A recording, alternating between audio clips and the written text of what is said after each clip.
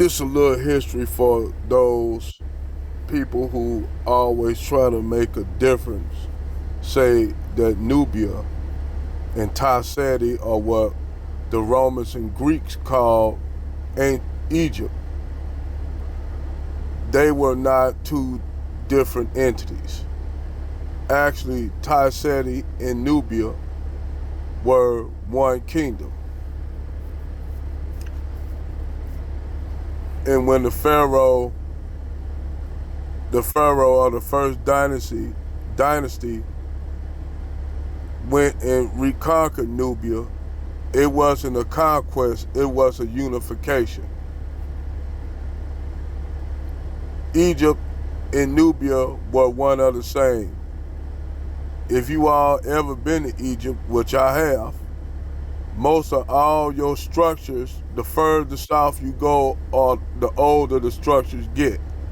That's because the Egyptians started off in the south, but they'll make you think that they're a Mediterranean civilization. They didn't develop in the Mediterranean, nor was they Afro-Asiatic people.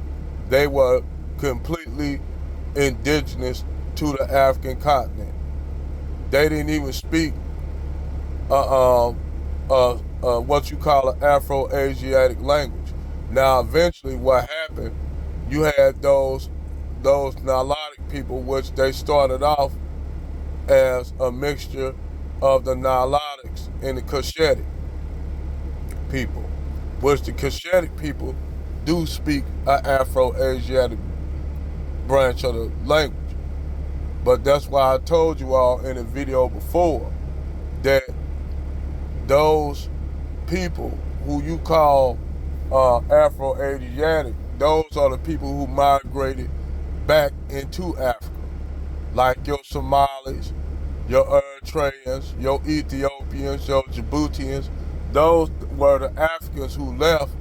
At first they were black, but when they came back as the Cushitic line. So the Cushitic line of people came back, and you had the Bantu expansion. And you had the Nilotes in the north. All these people converged at Lake Victoria, which is the mouth of both Niles, the Black Nile and the White Nile. Also, another thing, Mount Kilimanjaro in Kenya feeds Lake Victoria. That's why I said that ice glacier melts completely.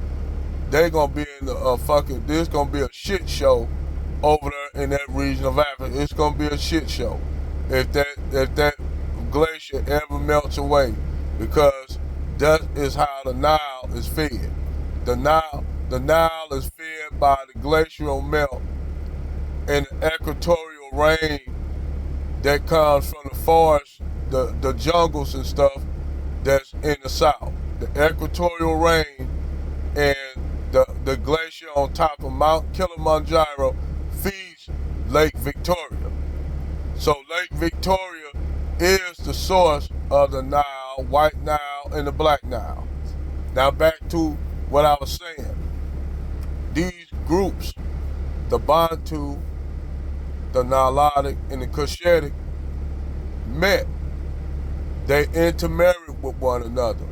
Before you know it, they moved further north of the Nile.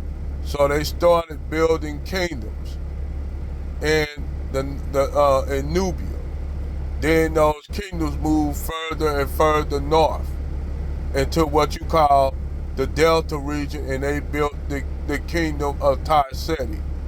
That's why they call Lower Egypt is the north, Upper Egypt is the south. It's reversed. Don't know why they did that. Maybe the world was different back then. There's a couple calamities that happened that a lot of people don't know about, that happened, that they don't talk about. But anyway, no, Tasseti is an organic African African civilization, authentic African civilization. It did not come from the Mediterranean. They weren't no group of people that migrated into from what, the Middle East, so-called Middle East, into Egypt, because what you all don't know, at one time Saudi Arabia, Iraq, Jordan, all the way up until you get into Turkey or Anatolia, that's where all that stuff right there, Iraq, Syria, Lebanon, Jordan, all those countries that you consider Middle East countries were actually a part of Africa at one time. That's Northeast Africa. But like I said, the British and the French came and cut everything up, and then the Europeans helped chopped up Africa to the way it is today. And then not only divided the lands for their own needs and means, but divided the people along with the Arabs.